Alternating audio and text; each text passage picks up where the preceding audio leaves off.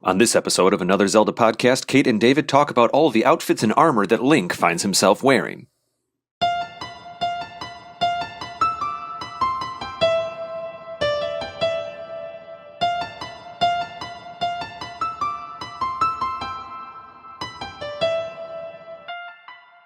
Hello and welcome to another episode of another Zelda podcast. Now, in the world of fashion, one day you're in and the next day you're out. Wow. And I'm here to talk about that today with my co-host, Dave. How are you doing, David Geisler? I'm well, Edna. No, I was being Heidi Klum from Project Runway, man. Oh, I guess I didn't understand that connection. I always steer more towards Brad Bird than Heidi Klum. I apologize. Fair enough. I mean, I could, I probably do that too. But so we are here today, Dave, you and I, to talk about fashion. Yeah. I really feel like that should be the title of this episode. I think it's going to be outfits and armor, but it really, oh man. It's just funnier to say fashion. It's true. So today we are going to be discussing outfits, armor, clothing, whatnot. I kind of had this idea when thinking about just how many outfits and collectible items and customizable items that you get in Breath of the Wild specifically, but then we're going to talk about how some of these items that you can get connect to other games. But before we get into the meat and potatoes, so to say, I think you have some feedback for us to read. I definitely do. We are inundated with listener feedback right now, so it's a hot topic. I'm going to go for it. Yes, we have many tweets about armor. I can't wait to do that, but I'm going to save that for last because I think that'll feed us into then us talking about these pieces of armor. Cool. And outfits and fashion. But first of all, we have a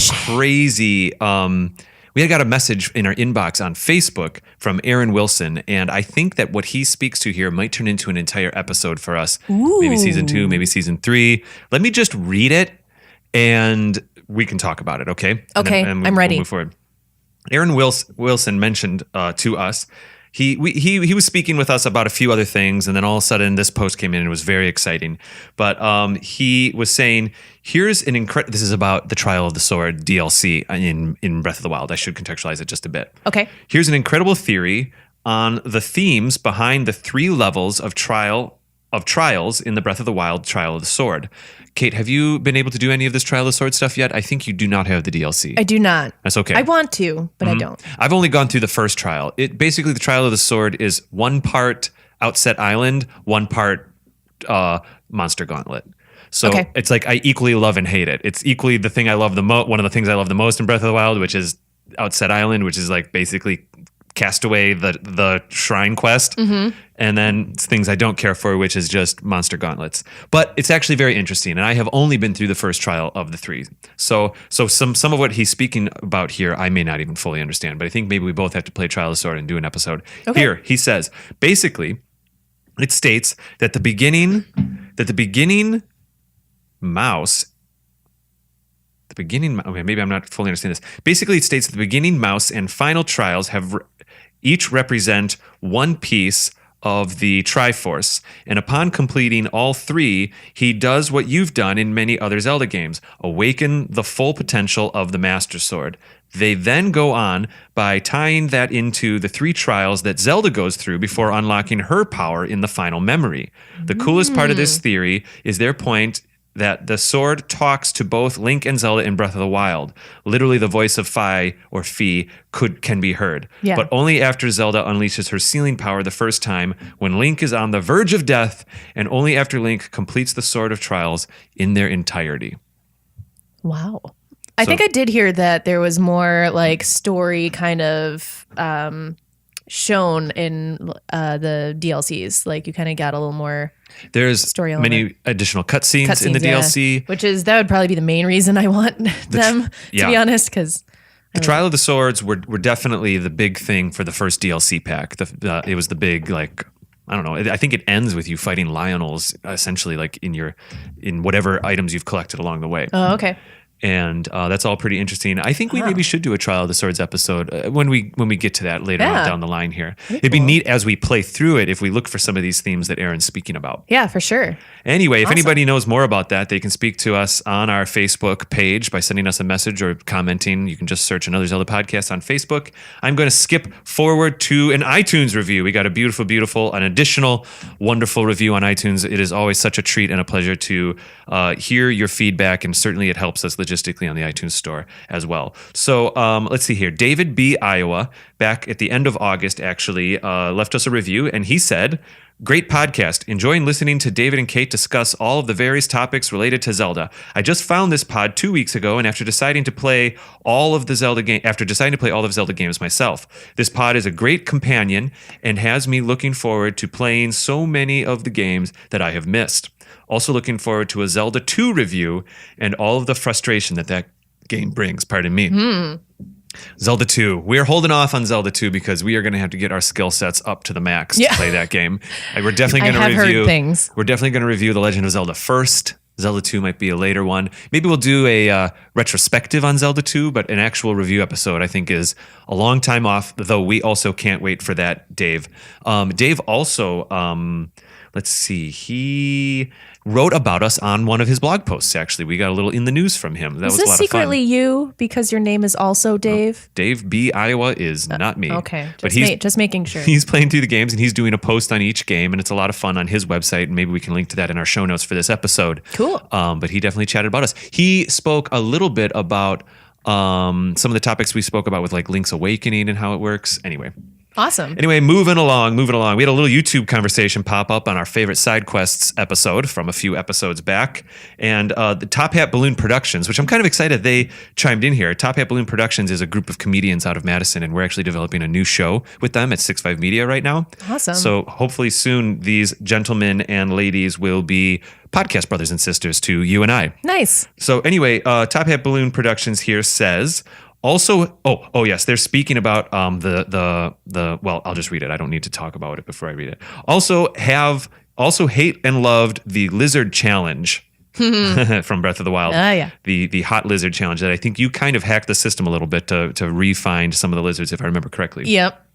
I went back later. Never figured out the pick up the rocks trick. Probably where you pick it up and the thing runs away. Yep. Which we actually did get a little feedback that you can actually just hit A really fast and grab that lizard. Yeah, I figured that out way too late. But yep.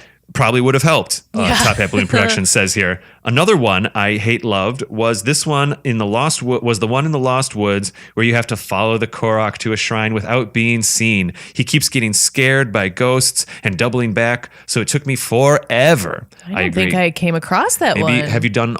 There's 3 shrine quests in the Lost Woods. I'll admit this was a later one for me because it took me a while to find it. Yeah, no, I hadn't found that one yet. One of the ways to find the shrine quests in the Lost Woods is you look for lanterns on the edge of the perimeter. If there's a path with a lantern, that's a hint that there's going to be a shrine quest on that path. Okay. So I encourage you to find them. There's one where a Mama Korok seed or Mama Korok comes up and says, my son, he's trying to find this hidden temple thingy. It's just a shrine. Sure. And so, as the case usually is in Lost Woods, if you veer off the track, off the path, you get warped back to wherever in Breath of the Wild. So you have to stalk this little child Korok and follow him without being seen. So then he leads you to the temple, and he does double back, and he'll hear you here and there. It's a stealth mission a little bit, but you're trying to follow something instead of just stay away from things. I hope the reward is worth it. Yeah, that's probably one of the ones where the shrine doesn't actually have anything in it. Then, right? It's just straight to the treasure chest. That's definitely a shrine quest. Shrine, yes, definitely. Gotcha. And we'll probably do a shrine quest. Maybe we'll have Lizzie back for that one. Maybe all 3 of us could talk about it, or like a favorite shrine quest episode in season 2 or something. That'd be a lot of fun. So anyway, Chris Charles Stash, who's also on our Discord, actually, he's been a lot of fun chatting over there, mentioned as a reply, Top Hat Balloon Productions, first time I tried that following the Korok without being seen side mission, I got it without any retries. Wow, good for you. My second success happened after several attempts. Guess I was really lucky on my first attempt, not being spotted by the little Korok. And Max over at Top Hat Balloon Productions replied, T. Charles Stash, it took me so long. I was so annoyed by the end of it. It just leads to a shrine too. I was hoping for more of a reward. Another one that took me forever was the major trial of strength. Oh yeah. But that was mainly because I attempted it too early and refused to give Same. up and try later, like you sometimes, Kate. No, I gave up. Yeah, I actually just went back to that one the other day and beat it, and I was like, "Yay, finally!" That's cool. Because I came upon it way too early in the game too. Yes, indeed. So this leads us to some of our tweets we got about today's topic. Fashion. Yep. Leona, our co-producer, threw a tweet out there a week or two ago that said, "What are some of your favorite outfits and armor in The Legend of Zelda?" And we got a lot of feedback. Digging Podcast within an hour replied saying, "I feel like you never got to appreciate a Hylian shield until you didn't have one in Breath of the Wild. That being said, magic armor from Twilight Princess." So I love the Hylian shield in Breath of the Wild. In fact, I'm replaying the Master Quest mode right now. And one of the first things I did after our side quest episode was with 4 hearts, I went underneath the castle and went and got that Hylian shield first thing. Yes. And so now I'm running around Hyrule in Master Quest mode with a Hylian shield. It feels great. The magic armor from Twilight Princess. Do you recall? I'm looking that up Magic armor. literally right now. Yeah. Well, after that, Chris Green, he also tweeted us and said, "Zora Armor in Twilight Princess, withholding Breath of the Wild because there were quite a few I loved. I've most recently been using the Radiant set. Radiant set, that makes a lot of sense. I think there's some logistic things to that outfit that helps you out. It helps you run it quickly at night, and actually, doesn't it increase or decrease the amount of skeletons that find you at night? Something like that. The Radiant Armor? Yeah, isn't the Radiant Armor the one that makes you look like a skeleton? Yes. So it basically both lures the skeleton enemies, but also disguises you from them. So it's just skeleton fodder. You can just really rack up the points there, I suppose. And I guess it makes your attacks using bones more effective. Oh, neat. Yeah. Neat. Zora Armor in Twilight Princess, I thought it was gorgeous when I played Twilight Princess. It was one of the first times where outfits actually looked different because, of course, in Ocarina, it was just red, green, blue. Right. Same. They just did a palette swap. Definitely more detail. Zora Armor had the scales. Yes, what's up? Going back to the magic armor, I've never seen it in Twilight Princess. Can you That's show me a why screenshot? I'm like, huh? No, I don't know what that is. So basically, it looks like, I was reading about it here, it prevents Link from taking damage, but instead of hearts being drained, rupees are deducted. The magic armor, where is it? We must find it. It looks like you can purchase it at Chudley's Fine Goods and Fancy Trinkets Emporium. Okay, that makes sense. I sometimes don't do a lot of periphery buying, and that too. might be Yeah, I usually why I don't. didn't see it. But that sounds great. Yeah. That's cool. I am Learn actually something. surprised that there's something about Twilight Princess that I did not know anything about. Magic armor, I can't wait. Wow, I did not have that prepared for today's episode. Maybe in season 3 we do a deep dive episode back into Twilight Princess and we try to go find it. Ooh. I don't know. I keep throwing this stuff out there. I don't know. I throw stuff out. Let's see what seeds grow. Anyway, David Korok Braun. seeds grow? What Korok seeds grow? Well, we collect them and then we go to Hetsu and then we say, give us more space for our swords and our armor. Yes. I was setting that up like it was a joke, but it didn't end like a joke. It didn't. That's sad. Dave Braun here said something that I love. He tweeted us saying, Ocarina of Time for the classic look. I suspect that he's discussing or talking about the Ocarina of Time set of clothing that I think is found by using an amiibo in Breath of the Wild. Uh-huh.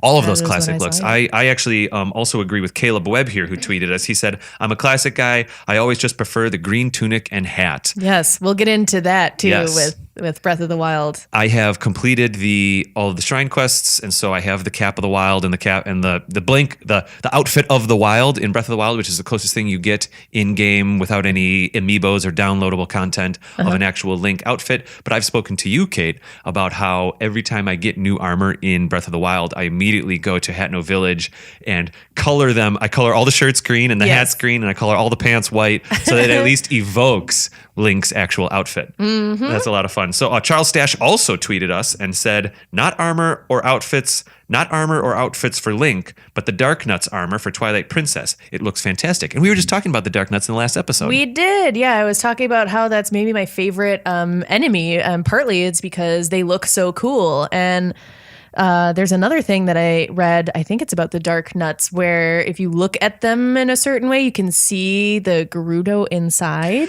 Oh, so there is a thing in Ocarina where some of the Gerudo thieves, they are hiding inside Dark Nut armor. Yes. And there was a few times where you knock that armor off and then they are exposed. Now, there's also maybe what you're thinking about is that I understand that when you're in Hyrule Castle at the end of Ocarina of Time, these dark nuts show up again and you have to fight them very much. Pardon me. And some people have said that if you look closely, you can still see the character models for Gerudos inside. Yeah. A lot of people have looked into this little tidbit, and they've figured by doing some boundary breaking and stuff like that, they found that some of the modeling is there, but in canon, those are not Gerudo thieves. Like, they probably just copy pasted the character models. Interesting. Yeah. But another cool little aspect. Another cool thing. Mm-hmm. Cool. Yeah, I like the look of those for sure. Honestly, I probably like the look of anything in Twilight Princess, to be honest. But because they paid so much detail to all of the clothing and look of the enemies. And are there Gerudo thieves inside the armor in Twilight Princess? I don't know. I was hearing that about Ocarina too. Yeah, Ocarina. Yeah. Right. There was a whole thing where people looked into that. Mm-hmm. So anyway, Kate, that's all I have. That kind of leads us into this stuff, though. Where would you like to start off today? With fashion. With fashion, yeah, fashion. So I stole that from another podcast that is about a topic completely not like Legend of Zelda at all, which is Gilmore Girls, the TV show. Wow. So the Gilmore Guys podcast, I'll give them credit for the fashion. Love it. That now I'm just happy that I'm able to say it in a context that makes sense. Adore it. Yeah. So, I mean, the reason, like I said, I thought about this was because of Breath of the Wild, but we can also go back to the way beginnings and start with like what you said, the basic green, red, and blue. And apparently in the earlier games that, again, I have not played all of the earlier Legend of Zelda games, but apparently at first the blue and red outfits they didn't have a tie to like a tribe or a race or the Gorons. They just kind of happened. Yeah. And so at first they cut the damage that you received. Like one color cut the damage and then the next color cut it even further. So. And I think it's blue tunic and then like white tunic in the original The Legend of Zelda, something like that. I could be mistaken. Certainly the blue is the second one, I believe. If it is blue and red, that's interesting that those colors tie so naturally in with the fire and water, elements and the Goron and Zora that they later come to represent. So it was a happy coincidence if they were originally. Yes, I agree. I suspect that the red, green, blue is a product of the coding in the original Legend of Zelda where they could only use 3 colors per sprite because they could only load 1 palette and have 16 pixels by 16 pixels. So you needed a skin palette, a hair palette, and then Link's clothing palette. So they only had 1 color to work with for that. And also, computer monitors and screens work with red pixels, green pixels, and blue pixels. And then you do variations of those patterns to create all the other colors. So I think when you're working with like hex code, which is literally RGB re-expressed as hex values, which is what would be happening in these kinds of coding things in The Legend of Zelda, those are just pure solid 100% this color, 100% that color, 100% that color. And I think that is perhaps where those 3 red, green, blue colors came from in the first place. And then maybe later it was just convenient that it was forest, fire, and water, or perhaps that just created a theme that evolved and evolved. Yeah, maybe they're like, okay, well, these are the colors that we're using. What goes with red? Ooh, fire. What goes with blue? Ooh, water. It's possible. But Done. I think that's where that color palette came from originally. Cool. Well, I did not know that. I learned something. I'm making it up right now, but I suspect that's the case. Awesome. And then obviously in some, if not most, I'd have to go back and rack my brain, games have you starting off not with the, classic green heroes clothes. But I think it's interesting that some of the games start you off with like the clothes that made sense for where Link grew up in that game. Yeah. So like Twilight Princess, he looks like he has his like farmer's garb. Gear.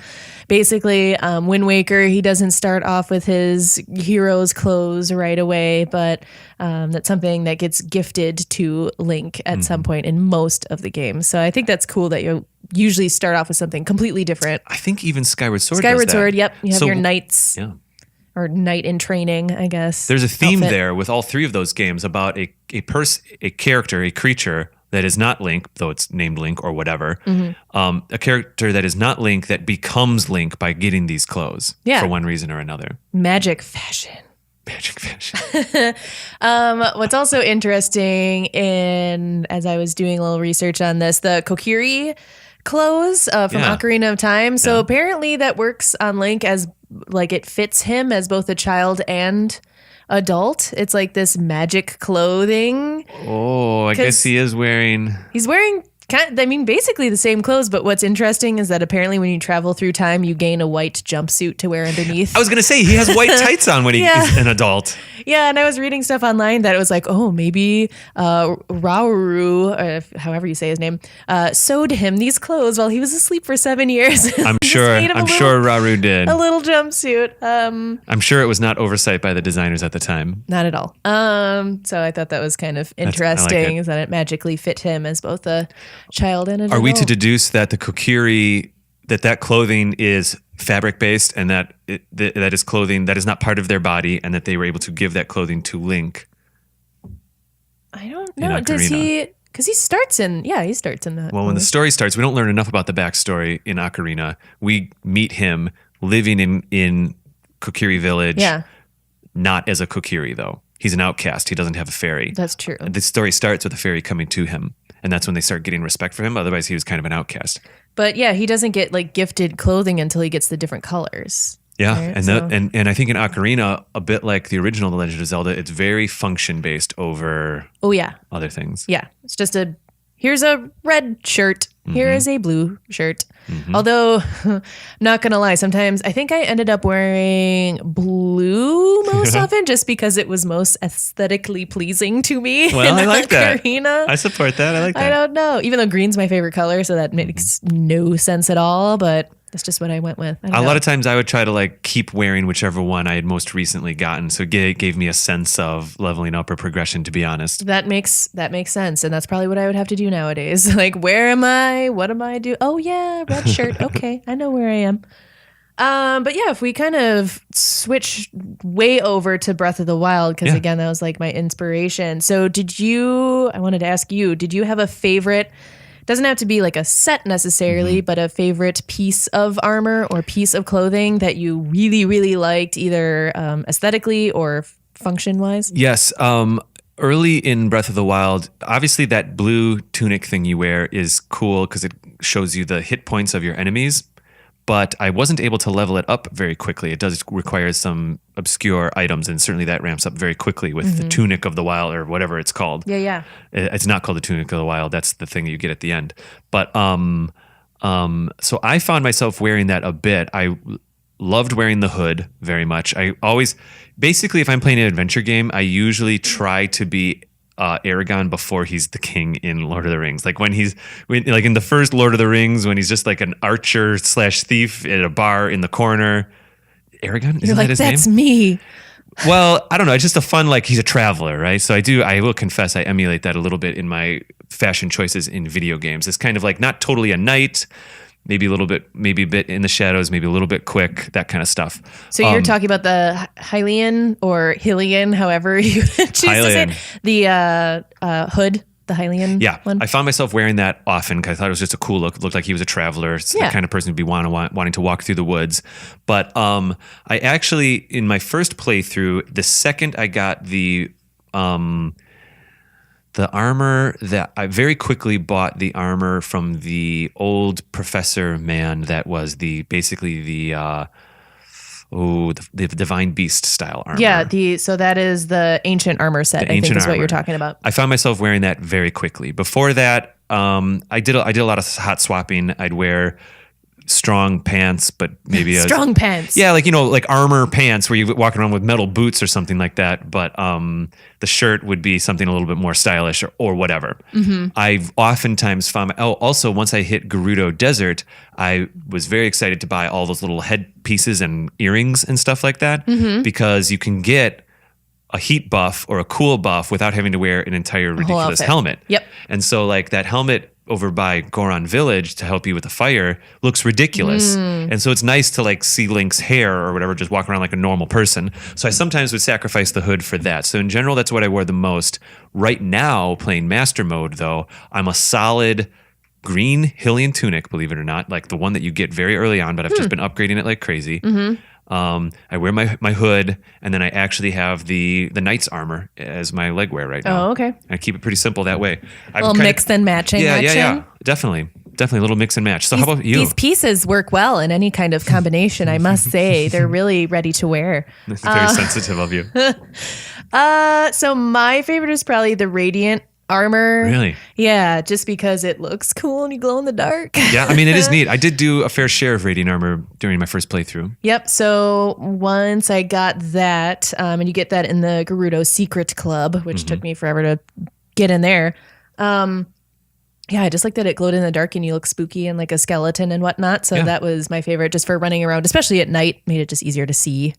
Oh, you just reminded me that I think it was DLC based, but also fairly quickly I got Shadow Link armor, which gives you basically, it's a little bit of a stretch. It's not fully armor because it changes Link's face and everything else too. Yeah. But I actually ran around as Shadow Link often because he has like double speed at night and stuff like that. Ooh, I never got that one. It's 3 different items. That's right. So you get that in Kilton's monster shop. Dark Link. Yeah, I found Kilton about halfway through. It's really cool. It's cool. I don't think they're upgradable though. So you eventually your normal clothes become a little bit more powerful.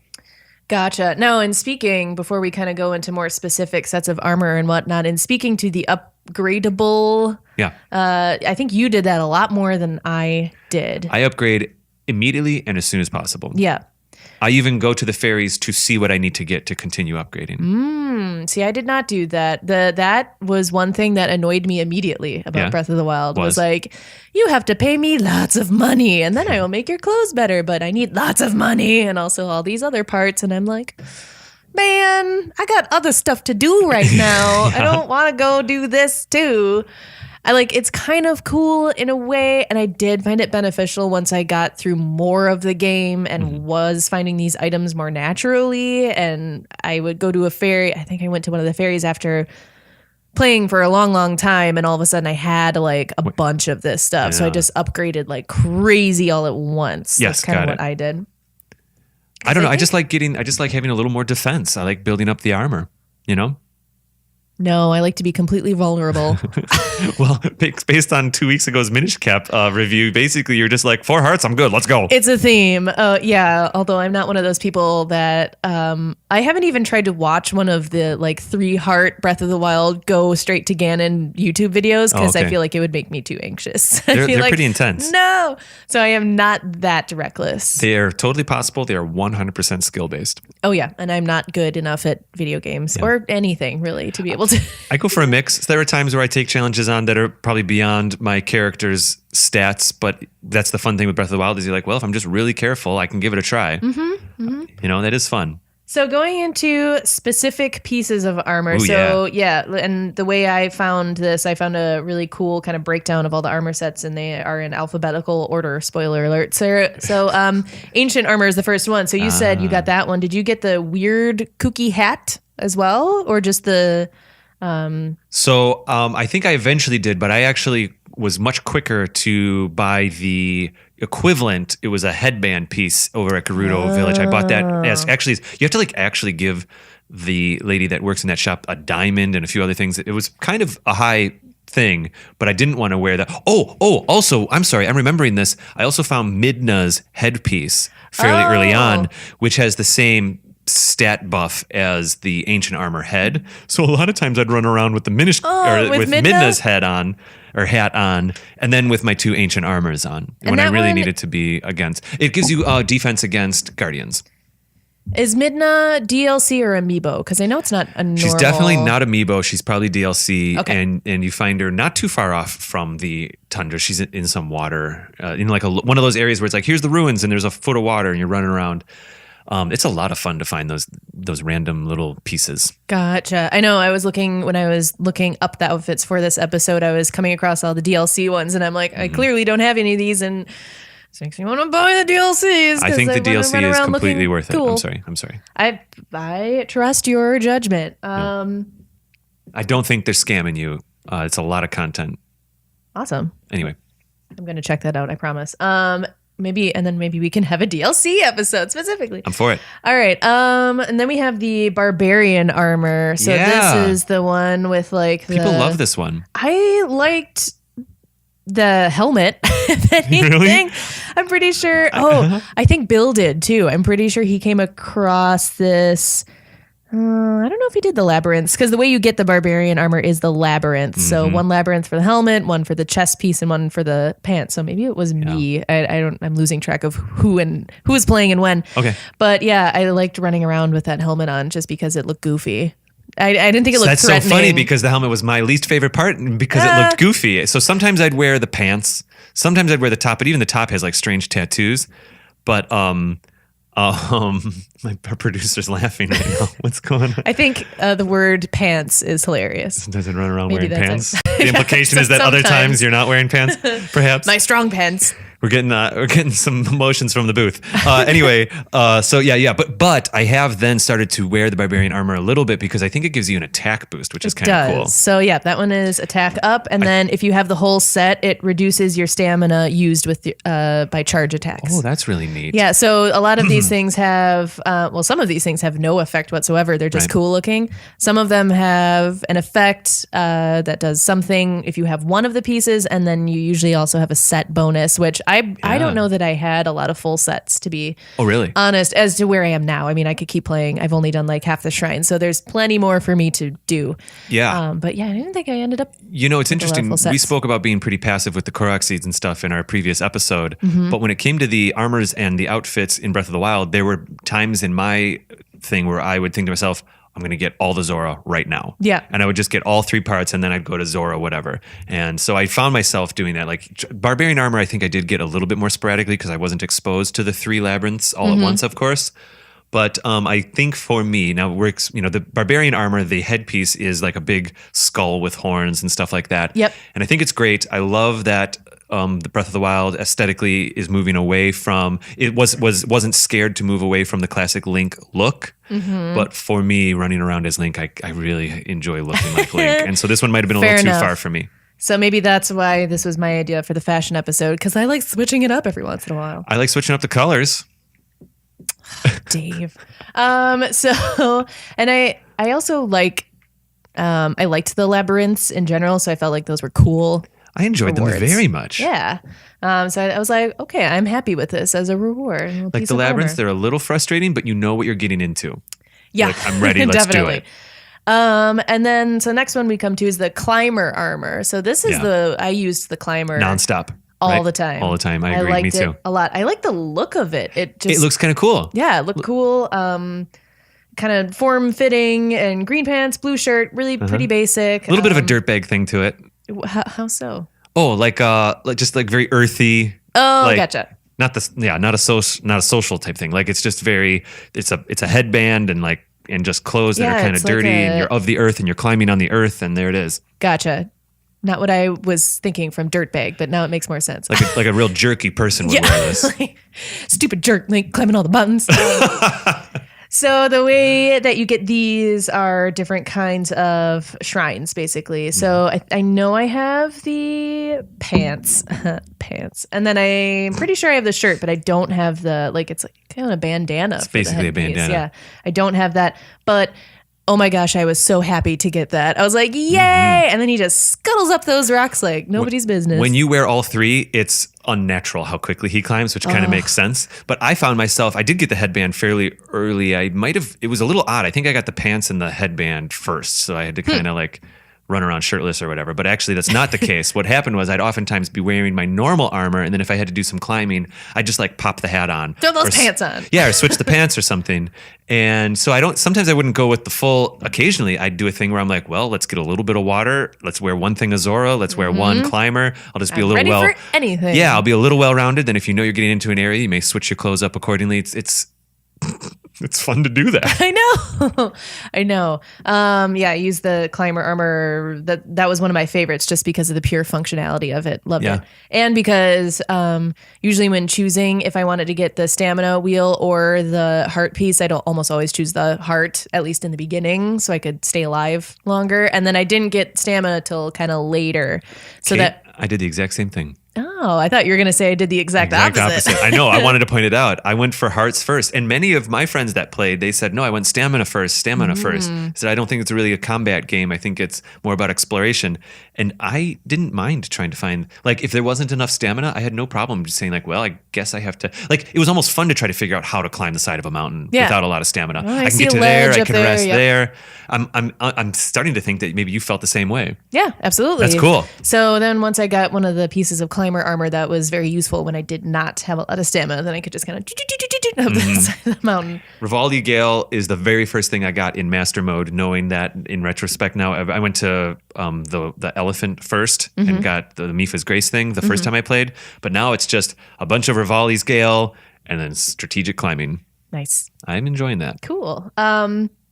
So we already kind of talked about the Dark Link armor. So basically that's just faster night movement. This is one that I have to find now because I do not have this one. And I think Dark you'd enjoy Link it. is very cool. That'd be like a really cool Halloween costume too.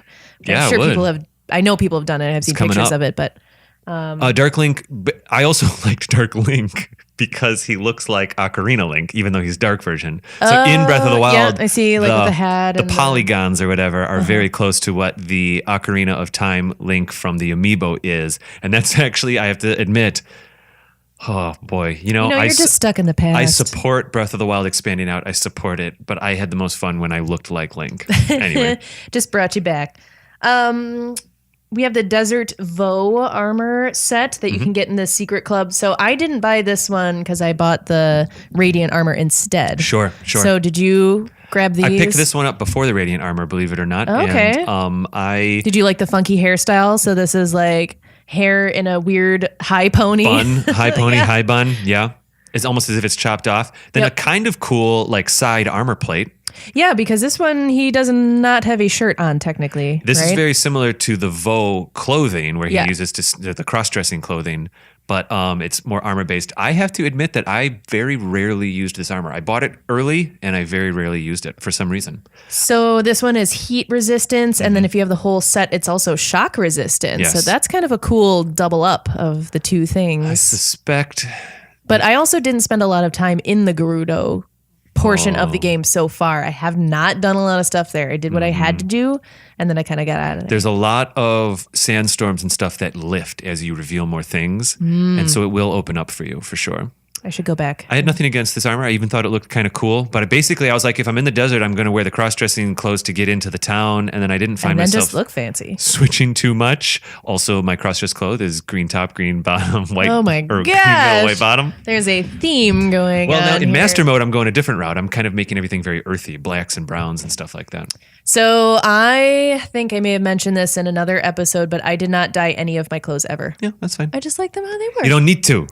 I do customize, like when I play The Sims and whatnot, I spend most of my time customizing my person. And when I am, on my Mii, when I have my Wii running, like I want to customize that and all that stuff. But for some reason, I just didn't feel the need to. And in any video game, if I'm given the opportunity to, if there's a hue slider, I'm using it. Fair enough. I get very excited about changing colors in racing games, in any kind of game. I don't know. I just really love that kind of stuff. Cool. It's a little odd. But so anyway. Let's skip the next one just for now and go straight from that Desert Vau to the Gerudo Armor Set because that's like right there. So as a woman playing the game, I was like, oh, cool. Yeah. A woman's outfit. I don't care if Link is a man or a woman or whatever when he the first is. Trailer, I like that this is an outfit for me. That's cool. That also speaks to Link being mildly androgynous with his appearance. Link is a he, but the aesthetic is getting a little bit more in the middle so that everybody can project themselves a little bit. Yeah, and that's why I liked this outfit. Yeah, when that first trailer came out, people weren't even sure if Link was going to be a guy or a girl or what. And then we also have the introduction of Linkle in Hyrule Warriors, which is an in-canon, out-of-canon female Link. Whoa. That she exists. I didn't know that. Nintendo has officially said that they're not against the idea of a female Link, but they may steer a little bit away from having Zelda be a playable character. They might go for like a female Link or something like that. Okay. Don't know why. Maybe that sticks to the whole Legend of Zelda thing. I would love, there are ROM hacks out there of people putting Zelda's character model on Link in Breath of the Wild and running around that way. That'd be it so looks cool. It looks cool. I mean, as a female playing this game forever and ever, I have been tired. I've become tired of the idea of just Zelda being a inactive party or, just one that you can't do very much with. I liked her having more of a story and more of a history in Breath of the Wild, and it would be really cool to have a playable female character. Midna was, getting close to that. Getting close. She was the side character. She was very active in the storyline. I want to ask you a question, and then we'll go to break probably and come back and keep talking about this stuff. But I want to ask you, what is it? I have to confess and admit that I think somewhat obviously I've never, as a kid playing these games, you don't consider... you put yourself into these characters. That's the whole point, is that that's why Link doesn't talk, is so that it's easier for people to have Link be the avatar. Most of the games I've played in my life, they have been the equal sex that I am. Yes. What is that like when it's reversed? I mean, yeah, I think you don't feel as connected to it. And I've always... Maybe that's why I like Child Link more, because it's, his voice is higher pitched or something. Wow, and it's interesting. just less of a definite like man or woman or man in this case. Yeah. But I don't know. I mean, we do have Metroid, so that is a fantastic example of a female. For the most part, she's not bad sexualized. Butt character. She's cool. It's a bummer when most of the characters are male and you're like, I want to be this kick butt girl. And like, that's a reason why I liked Wind Waker at first, at least, is because you had Tetra, who was a kick butt girl. And she was like taking control of her pirate ship and everything else in the situations. And I liked that was a character, at least. Oh, that is interesting. Yeah. Yeah. Cool. Right. Of course. Because you always have it. You're always once removed. Like some character, some old lady character acts like she has a crush on Link, and you go, oh, that's how that feels for that guy or that whatever, or just the idea. I don't know. That's interesting. Yeah. We should go to break and come back and keep talking about this clothing. But this was cool. This is the first time there was cross-dressing in a Zelda game. I thought it was great. I mean, there's a couple creepy characters that were like hitting on Link, which I think gets into troubling territory. It took us back a couple steps in sensitivity, but for the most part, I think it's cool that this game went there. Yeah. And I wore these clothes probably more often than other people playing the game, just because I was like, okay, it's a feminine outfit. I like the way this looks. It's prettily designed. Like, interesting. I liked it. So that's fascinating. That's something to think about. All right, let's go to break and we'll come back and we're gonna pick up with, I think it looks like we've got the Goron armor there or something. Yes, sounds good. Okay, bye. Great.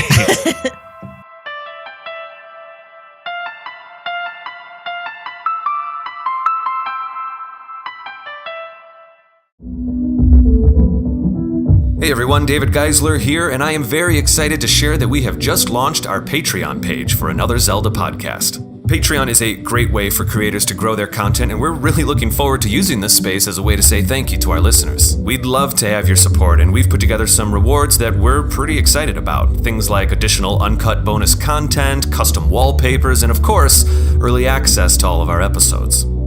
So if you like, after the show, head on over to our page at patreon.com/Another Zelda Podcast. You can also find a link to the page in our show notes. Thank you very much. Hey everyone, I'm Leona Liu. And I'm Jeff Norman. And we're the hosts of a new show called the T-Fix Podcast. Now we love drinking tea. And we love talking about drinking that tea. So we decided that we should make a show about drinking tea. And so we did, the T-Fix Podcast. Now, in this show, we talk about some of our favorite teas, flavors, and cultivars. We do deep dives on all the different types of teas and many ways to make and store tea.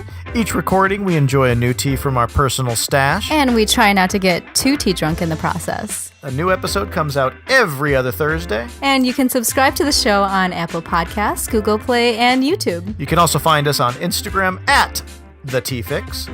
All right, everyone. We'll see you there.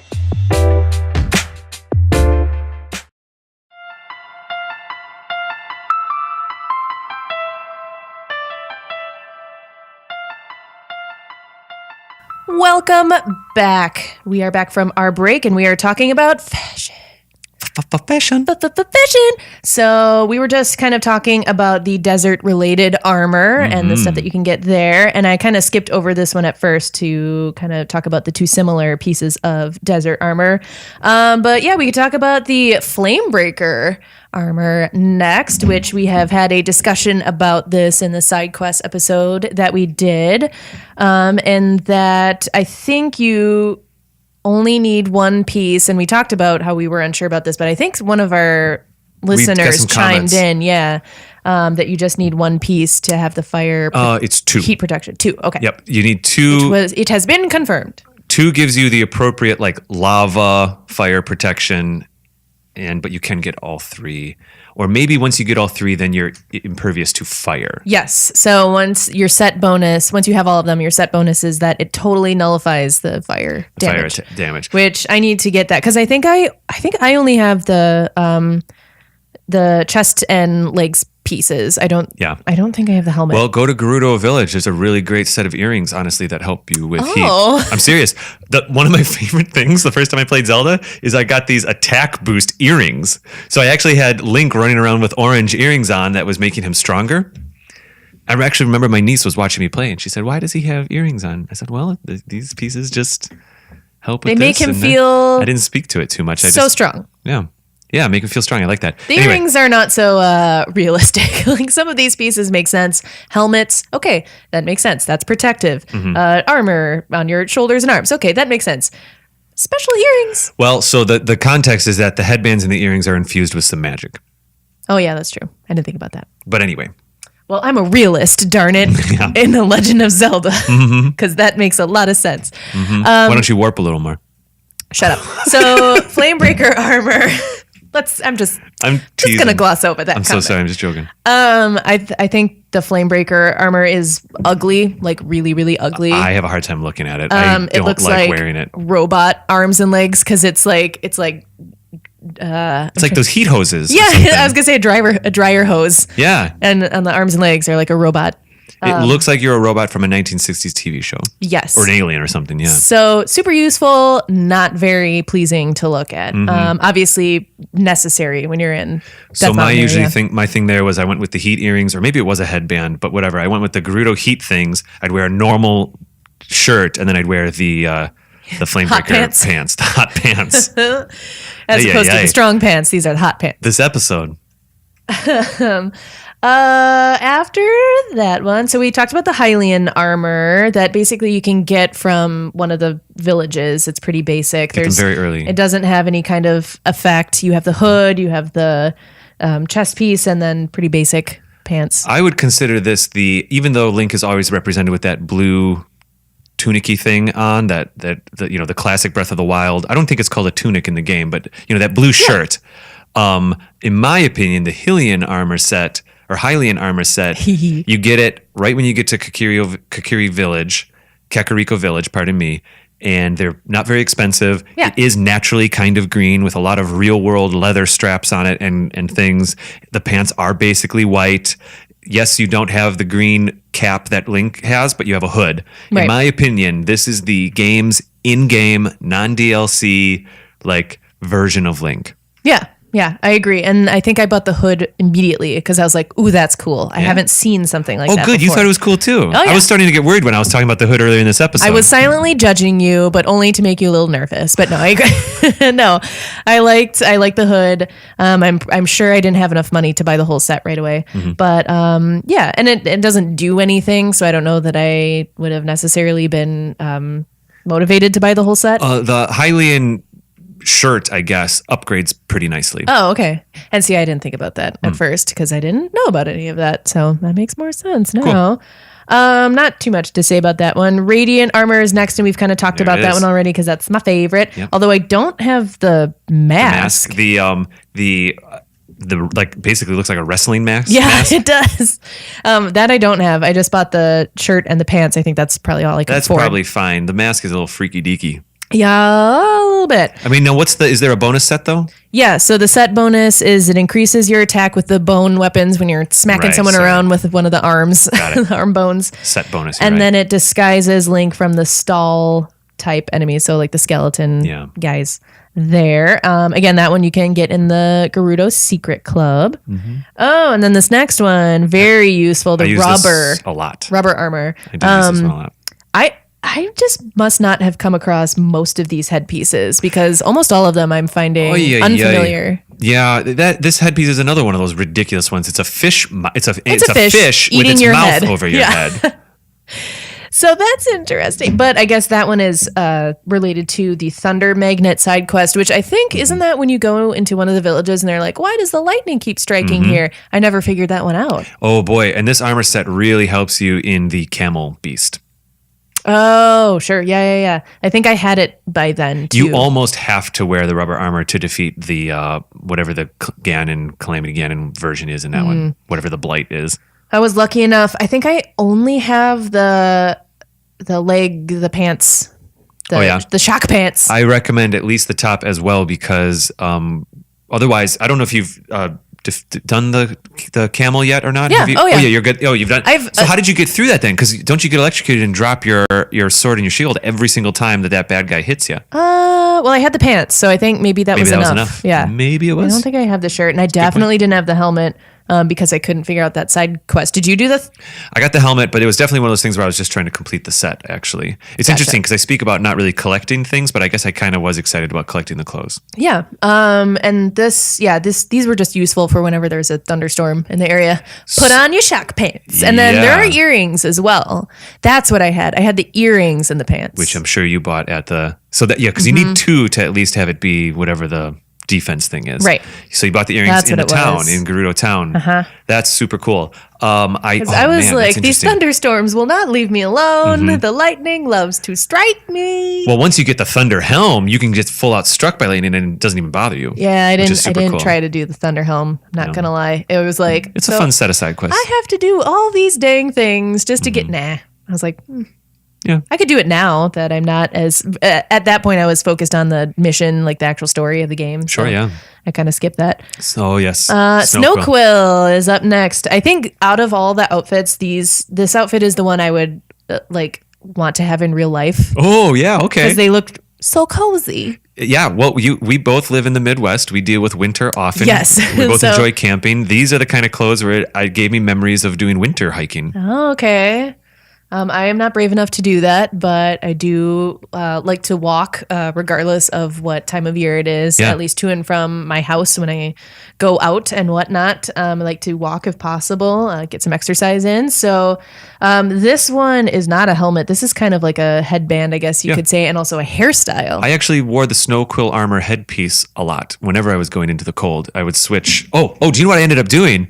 Is I'd do Snow Quill head, Snow Quill shirt, which has the little wings on it as well as the shoulder pieces, and then I would wear the snow boots, which allow you to run faster on snow. That would be my normal. Anytime I'm in a mountain, it's those three. Yeah, I don't think I got those.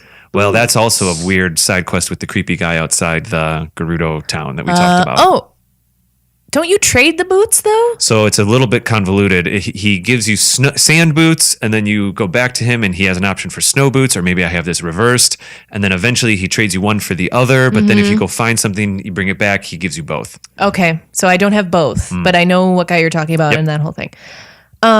So yeah, this was just absolutely necessary to work with that divine beast because at first I didn't have enough. I think I only had one of these pieces. Right. And then I tried to do the Divine Beast, and they give you so much warning. They're like, it's really cold up there. Are you sure you want to go? It's really, really, really cold. Are you sure you want to do? It's really freaking cold. Are you sure you want to do this? And I was like, yeah, I'll be fine. And I was like, I am not fine. I am not fine. So I think I tried to get into the Divine Beast, and then I came back down and needed to kind of run around and get more money so I could purchase another I did a little piece of hack clothing. when I was doing the Master Quest mode of this beast. It was the first one I went to. I didn't have a lot of hearts, and so I only had like the pants or something, the Snow Quill pants. And I just wore a Flamebreaker big sword, one of those fire swords, and that warms you up. That counts. If you are equipped with a hot piece of armor, it actually counts as one of those levels, and vice versa. If you equip like an ice sword, it cools you down because it's in your vicinity. So you are a big fan of the regular Link clothes, but also all these weird little tips and tricks. And I'm just like, I like the pretty shirt. That's okay. That is the whole point of doing an episode like this. I like to use these for, I just need 2 pieces and then I'm fine. I don't need the whole set. I don't know how to use these in conjunction with each other, but they're pretty. That's cool. This next set that you have coming up here, I don't even think it was one of the final things I purchased when I played the game the first time. I didn't use it at all or want to or need to. And I finally bought it just because. Yeah, I think that would be the only reason I would get it. I don't have any of these, I'm pretty sure, because there's no effect, there's no set bonus. It's really just to have a cool looking. And what are we talking about right now? This is the Soldier Armor Set. Indeed, which you buy in the clothing shop right next to the Hylian equipment in Kakariko Village when you first get there. Had to Know Village, I think. It's what in this Hatno? says. Oh, it probably is then. I'm mistaken. I mean, that's what the internet says, sure so it we is. have to believe it, right? So yeah, this is kind of like a knight's helmet with a plume on it. Yeah. And you have your chest piece, which has the Hylian crest on it, or the wing crest, one of those. Right. Sometimes I lose track of which is which. I'm sorry. And then you have some cool pants with some like shin guard kind of pieces. It's classic armor. Yeah. And it actually does look cool. At the time I was going more for the traveler look. Yeah. But though now through my Master Quest, those pants, that Soldier Armor Set, I'm actually wearing the pants with Are those my like- Hylian top. Are those really upgradable too? Maybe that's a better reason. I don't to know. have them? I'm just doing it because right now they're equipped they're at like a level 5 right now instead of a level 3, which my Hylian pants are because I'm very early in Master Quest mode right now. Gotcha. Next one is the Stealth Armor. So the interesting thing about this one is that your shirt has the Sheikah eye symbol. This thing on basically it. turns you into oh my gosh, I just forgot their name. The Sheikah. Yeah, that's it. Yeah. This basically turns you into a Sheikah. Yeah. So the headpiece is really just it's a bun with like the chopsticks in it. It's actually cool looking, I thought. And then you have your shirt with the Sheikah eye on it, and then some kind of it's like skinny jeans with boots. And if you look closely at those feet, they're almost like ninja feet, where it's just it's a 2-toed footy. Yeah. It's really cool. And I think the implication there is that it's a fabric foot, so you're walking very quietly. Yes, very stealthy. This is stealth armor. I will admit I used this armor set often the first time I played early on. I did a lot of sneaking early on. I don't know that I got any of this. I don't know they bought any of it. I think this is one that you buy. I don't think it's one that you earn. Correct. Oh, So it's purchase in- it where? it's in that's Kakariko. in Kakariko with the Yeah, Hylian. and I That's think what it is. because I could probably go back. I should go back and buy it now, but I'm sure when I got there at first, I was like, I'm broke. I can't It's afford any of incredibly these handy. clothes. But it's a cool overall look. I think I would like to use that. And if you have the whole set, your night speed is up, which is interesting. Yes, which is great. So you're quiet and fast at like night. There's certain, this is lining up. You're getting it in Kakariko Village where the Sheikah are. This is a Sheikah thing. There's a light ninja kind of thing to it. It's very cool. Yeah. Zora Armor would be the last if we're doing the alphabetical thing. So this one is obviously cool because you can swim up the waterfalls, which I used plenty. If you have the whole set, it reduces your stamina when dashing while swimming. I think I might have this whole it set. reduces your stamina, but it also gives you an additional attack while you're in water, which is very similar to the spin attack that you get in water in Skyward Sword. Yeah. This is this armor set, the Zora armor set, is the most logistically important one. It gives you legit bonuses, like things you can. It's not just resistance to fire. This is giving you new abilities. This one. Yes. So I know I definitely had the chest piece because that's a main story quest item. This one is interesting because, so the helmet, you pull a treasure chest out of a lake. Yep. The chest you get during the main story quest. And then the leg piece is a side quest. So it's like 3 different elements because a lot of these you just buy at a store. Yep. Or you get it through Shrine Quest or the Labyrinth. These are just kind of all over the place. So it's kind of a hunt. They're all in the area of Zora's domain. It's a lot of fun to find them, but it's cool. And once you get it, and you know what? This is kind of a hearkening back to even Ocarina or even the original Legend of Zelda where your first thing was blue. It went from green to blue. Blue, historically and thematically, is the thing that changes you the most in Ocarina of Time. Okay, fine. You get the red one first, but it really is just heat resistance, so you can go into the volcano. Not much more. Right. The blue You can one survive. lets you breathe underwater, lets you swim. It gives you a new ability. And this Zora Armor Set is in that same vein. It's very cool. I dig it. I don't know how we are on time. Oh, we've got about 15 minutes left, actually, I think. So we can go quickly into like now there are different armor sets that you can get through amiibos, which I have none of. I'm not going to lie. This first one is not amiibos here as I look at your notes. This first one's when you complete all the shrines. Oh, yeah. I see it. So the Armor of the Wild set is the one that... Is this the one that you liked it? Oh, those look like shorts. In my normal game now, not in my Master Quest game, in my normal game, I'm basically running around with the Armor of the Wild set. So it looks like normal Link for the most part. He is kind of wearing shorts, not pants. It does not exactly look like any of the other Link costumes, but it's close enough. It's the green hat. There's a little bit of real world leathering. I think like he might be wearing a little satchel, or at least the sleeves are a little tattered or something like that. So it's a little bit real worldy, and he has boots on, and he is kind of wearing shorts. But anyway. So this is all 120 shrines, which I have not done yet. I'm only about halfway through. And there's a side quest that you have to complete as well. Apparently. Oh, yeah. A gift from the monks. Yeah, and it helps you with your Master Sword, too. It does. Yep. So that one I definitely don't have yet because I have not completed all the shrines, but that's a cool little reward.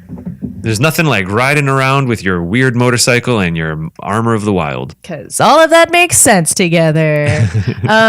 So a lot of these amiibo ones are kind of going back to other Zelda games and taking the outfits. They're literal representations of other games from their different amiibos, and it's controversial and unfortunate that most of these you can only unlock with amiibos. Yeah, once I was looking through these, I was kind of bummed. I was like, oh, I'm not going to be able to have these. This could easily be an extra $60 just to get these things. If each amiibo is $10 to $12, this is a little unfortunate. So it looks like the Armor of the Hero set, is that like the OG? Mm-hmm. Okay. Armor of the Hero, the hero. Yep. And then Armor of the Wind set. That's the Skyward Sword set. No, it may not be. Armor of the Wind. Wind Waker. That's the Wind Waker set. Because look, the pants are different for Wind Waker as we look at these images right now on this audio podcast. They're so similar, but also, they're really similar, but also... I think it's just cool that they wanted to kind of give the fans a little... Armor of the Wind is definitely Wind Waker. Take a look at his sleeves there. They're just the simple white sleeves. Oh, yeah. And then we have Armor of Time, which is obviously the Ocarina of Time. He has the gauntlets. Armor of Twilight would look very similar, a little more texture. There's the Skyward Sword, fat pants. Oh, fat. He always had fat pants in that game. Fat pants, hot pants, strong pants. Got it. There's a fierce deity, which is tied to Majora's Mask. Yes. That I figured out eventually when I was... So I was also looking up... Is that Amiibo stuff. Fierce deity? Yes. I do not have that. I don't have any of these. And then there's also DLC ones. So apparently there's a way you can look like Tingle. I have all of the Tingle. Which, why? It's a little weird because what it is you don't look like Tingle. You look like someone cosplaying as Tingle. It's kind of fun. No one should ever do that. No one should ever do. It's a little odd. I had a lot of fun finding these armor sets. Yeah. And these all look so cool. That's why I'm so sad I don't have these. So we have the Phantom Armor, which is like little horns. It is the Phantoms from Phantom Hourglass. That would be why I didn't recognize that one. We don't need to go into all of these, but I thought Phantom Ganon was really Let's talk about that one. Go up one more. I'm sorry. We're looking right at a screen here while we're recording this audio podcast. But the Salvagers Armor Set was a free DLC. That's true. Promotion. That one I have. So let's talk about that one just because it's so different. Yeah, so that one was the Xenoblade Chronicles, which I think just kind of automatically got added. Yeah. There was a system update. It was like, Legend of Zelda Breath of the Wild 4.7.1 or whatever. And the way you find these three items is you look at stars that are falling out of the sky in three different places. And when you see them, it triggers an event and then you go find this armor. Yeah, so each star you get one piece of the armor and it looks kind of interesting. It's cool. You wear it's almost like a sea diver's helmet is behind you. And there must be, I don't know much about Xenoblade Chronicles that came out for the Wii or Switch or whatever it was. But it does give you some water buffs, actually. I think it's kind of similar to the Zora Armor. Your swim speed goes up and your swim dash speeds up as well. There's like a cool, large arm piece and large leg pieces. The Salvager Armor Set. Interesting. Well, it's cool because the Xenoblade Chronicle art style is just a touch different than the Breath of the Wild art style. Okay. They have slightly more exaggerated clothing and angles. So the people who designed this set for Breath of the Wild had to design it so that it looked like that fabric was working that way in the real world, which is kind of neat. Yeah. Again, a lot of these are like, we're looking at the Phantom Ganon armor set. A lot of these, he doesn't look like Phantom Ganon. He looks like someone cosplaying as Phantom Ganon, which is fine. This is the one that I would probably most want, honestly, Yeah. just because it's so cool looking. Like I don't know, running around sort of looking like Ganon would So be I kind do of fun. have this set. I wear it from time to time. It's very much like Majora's Mask, where it makes enemies not see you, but it has a super long cape. So imagine your hood, but almost to the ground. Then it sways and Yep. waves around. I still want it. And he has a slightly different animation walk. So he walks very he walks very with purpose. The animation that's style cool. even changes. So I don't know how much you want to get into masks. We don't have to do too much of that, but that's kind of part of fashion. So I use the Majora's Mask often playing Okay. the game. Did you do the mask side quest in Ocarina of Time? In Ocarina of Time? Yeah. I don't Mask, recall too like, much of that. Trading. Oh, there was a quest. bit. Yeah. Well, one of them you definitely need, which is the Keaton mask. You need that to get access to Death Mountain in That's right. Ocarina of Time. That's right. But then you can continue doing this. And so, yeah, I don't know how much of this is fashion and how much is just playing the game. Well, let's talk about But it. I was curious if you had played this, because I guess a lot of these masks appear, well, obviously in Majora's Mask, but then maybe in other games. I'm not really sure how reoccurring they are. Like the bunny hood, I think, is a pretty That one shows up in frequent both one. Ocarina and Majora, I believe. Yeah, Makes and then you run really fast. the Mask of Truth obviously is beneficial, so you can listen to the gossip stones. I don't know that Mm-hmm. I ever even got to that point in the mask side quest. So first you have your Keaton, you go to the skull mask, yep. and then the spooky one that you give to the kid in the graveyard, and then That's you get right. the bunny head, or bunny hood rather, and you give that to the mailman. Then you get the Mask of Truth, and that is I think that's the last. It looks like a Sheikah kind of thing. It almost looks Yeah. like the Sheikah mirror, but it's like on your face. Yeah, and I know I probably could have used that one to listen to the gossip stones in Ocarina, but I guess I just wasn't. Maybe that was similar to the kin stones, where I was just like, I could do this, but I've played Ocarina so many times that sometimes it's a priority, sometimes it's not. But it's not. But I do remember one time I got all the way to that final mask. I think I Usually I did stop once. somewhere around the bunny mask, because sometimes I want to keep the bunny mask. oh yeah, I think I did that a lot too, actually, and then I would just wear it like all the time Yeah. because it's cute. Well, and it's fast too. That too. It's yeah, I guess it's useful in addition to being adorable. The thing is that all the masks in Majora's Mask I don't have a lot of experience with. So maybe we want to save that for when we actually play the game, since that's, Let's do what that. the game is kind of all about. There's is the 20 or 30 masks. masks in that Yeah, game. All that's of a lot. them have varying things. There's so many masks that there's an entire pause screen menu for them. Oh geez. Yeah, because you would have to switch back and forth between a bunch of them, right? So is there an article of clothing outside of Breath of the Wild that you really like? Maybe the Zora Tunic, for example, just because of what it does? Well, I think, we have been kind of mentioning Hyrule Warriors recently, these past couple episodes. There is an outfit style in Hyrule Warriors, which is the Link from Hyrule Warriors.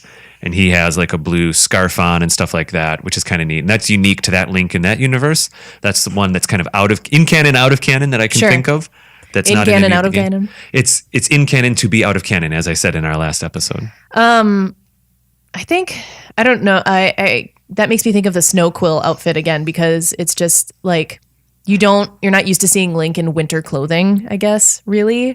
I don't think. He doesn't usually go to colder elements and need clothes to be able to withstand the In Breath colder of the Wild. element. Yeah. Yes. So I think that's what I like, because it's just so unusual and so kind of out of the norm. I think I understand your question now. I apologize. So like in Breath of the Wild, is there an outfit or whatever that I tend to wear? outside or of Breath anywhere of the Wild. Yeah. that I tend to enjoy? Just kind of like an article of clothing or armor or anything that you're a big fan of. I think the first time that I got excited about Link looking different might have been when he was in Twilight Princess, when like he got the red armor and it wasn't just a palette swap. And then of course then after that it was the Zora armor, and it was actual new models, not just palette swaps, Yeah. new digital models. That was the first time in a Zelda game or in the Zelda series where I was like, oh, this is cool. He actually looks, it's evoking Switching it his up. normal clothes, but it's different. I honestly kind of like the outfit that he starts with in Twilight Princess, just because it's so Yeah. not Link looking. You're like, who dis? And it's just kind of a cool design. It was a cool introduction to the aesthetic and design of that game. That's neat. Awesome. Well, this has been a cool topic, and we definitely want to know what you guys think. We already got a little bit of feedback already, but we're happy to hear any new feedback in terms of what your favorite pieces of armor or outfits or anything wardrobe-wise is. Absolutely. So, Dave, why don't you go into all the social media because you have that memorized better than I do. If people have thoughts about some of the clothing or armor that they've enjoyed the most, or combinations of armor that works for them in Breath of the Wild that aren't just doing the whole set and getting the buff, but maybe there's versions that work for people, or clothing they enjoy, or their first time that they got interested in Link changing clothes in a game, you can contact us on Twitter. You can tweet us at Another Zelda Pod. You can find us on Instagram at Another Zelda Podcast. Of course, we are on Facebook. You're welcome to leave comments or send messages to us directly by just searching Another Zelda Podcast in Facebook. We have a Discord chat going now, which you can find links to that in our show notes, and also we have links on our website. That website is anotherzeldapodcast.com. My apologies. That website is 65.media/Another Zelda Podcast. And that might be it for now. You can, I'll do the rest of the outro in a second. If people want to talk to you or speak to you about any of this, Kate, where can they find you? Yeah, find me on Instagram. I like pictures. My screen name on there is I Only Take Cat Pics. Fantastic. Absolutely marvelous. People can find me on Twitter and Instagram as Raptor Paint. And lastly, if you are enjoying this show, please go to iTunes or Google Play and give us a review. Give us 5,000 stars. 5,000 stars. 5,000. I think that's an option. Yes, no. For really, really good podcasts. Any review at all would be so exciting. And we have another one next week to talk about. And I'll be frank, it's helping us in the analytics on the iTunes store already, and that is a true gift from our listeners, and we definitely appreciate it. So if you're enjoying the show, we would be very much obliged if you went and left us a review. That'd be really cool. Indeed. Anyway, if not, just keep on listening. We love doing this show and hope that you love listening to it. And we'll see you next time. Next time, we're going to be talking about spirit dungeons. Yes. And we haven't done a dungeon episode in quite a while. I think it was like episode 6 or something. Fire dungeons was the last time. We are due. We are in a couple weeks. It's going to be pretty close to Halloween. Not exactly totally on theme, but like pretty dang close. Sorta, yeah. We're going to do some spirit dungeons. Awesome. Well, until then. I'll see you, Kate. Okay, bye.